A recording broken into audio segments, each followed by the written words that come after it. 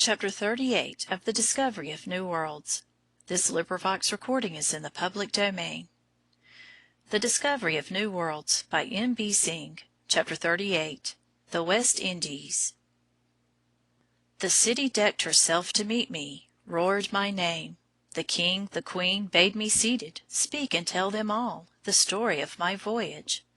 And when I ceased to speak, the king, the queen, sank from their thrones and melted into tears, and knelt and lifted hand and heart and voice in praise to God, who led me through the waste. Tennyson. 7 months had passed since Columbus had sailed from Spain in the dim light of that summer morning. Now he was back.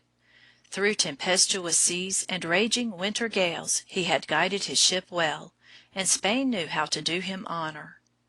His journey from the coast to the court was like a royal progress. The wonderful news of his return had spread far and wide. The roads were lined with excited villagers, the air was rent with shouts of joy. His entrance into the city was not unlike the triumph decreed by the old Romans to their heroes. First came 6 natives, brought back from the islands by Columbus, painted in their savage fashion and decorated with ornaments of gold. Bearers followed, with 40 parrots and other birds of strange and brilliant coloring, skins of unknown animals, and priceless, curious plants. On horseback rode Christopher Columbus, his stately figure and gray hair marking him out among the mounted chivalry of Spain. The king and queen rose to receive him, and as he stooped to kiss their hands, they bade him be seated, a rare honor in that proud Spanish court. Not Spain only, but the whole civilized world, was filled with wonder and delight. The opinion of Columbus was adopted. Cuba lay off the coast of Asia. The island was not far from the land of the great Khan, Marco Polo's country. It lay in the Indian seas, together with the other newly discovered island. So they were called the West Indies, which name they have borne ever since, though we know now that they are not near Asia at all, but close to the coast of South America.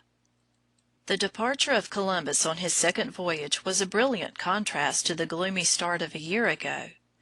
The Bay of Cadiz, the Gades of the old Phoenicians, was full of his ships. The 1,500 men who were to sail with him were in the highest spirits, for were they not bound for the golden realms of the New World, where wealth, wonder, and enjoyment awaited them? The start was made on September 25, 1493. 2 months later Columbus sailed into the beautiful Bay of Haiti, an island he had discovered on his first voyage, lying to the south of Cuba. Here he built a town, and called it Isabella, after the Queen of Spain. Sailing on, he found a new island, which the natives called Jamaica. Still, he had dreams of finding India, perhaps sailing home by the Cape of Good Hope, as yet only dimly shadowed by Bartholomew Diaz. But his ships were leaky, his men proved troublesome, he himself grew ill, and they were obliged to put back to the new colony of Isabella to recruit. More troubles here. Complaints broke from the new settlers. They had thought they would become rich men at once, and this was impossible. Columbus was not a Spaniard like themselves, but an Italian. Reports reached the ears of the king and queen in Spain. Discontented colonists returned, spreading false stories of the cruelty of the new viceroy and the conditions of the newly found country. A Spaniard was sent out to the new colony to inquire if this was all true or not, and to take charge of Isabella. Columbus was away when he arrived on an exploring expedition. He returned to find himself accused of tyranny, cruelty, deceit, and failure. Columbus made up his mind to return at once to Spain and see the king and queen. The ships were ready to depart when a terrific storm swept the island of Haiti, sinking ships in the harbor. The natives were overwhelmed, for never had they known such a tremendous storm.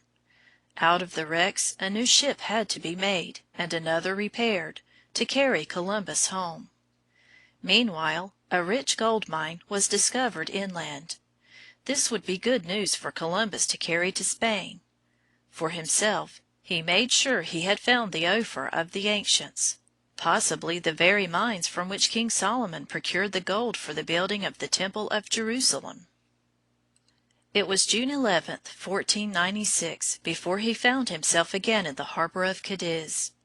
People had crowded down to greet the great discoverer, but instead of a joyous crew, flushed with new success and rich with the spoils of golden Indies, a feeble train of wretched men crawled on shore, thin, miserable, and ill.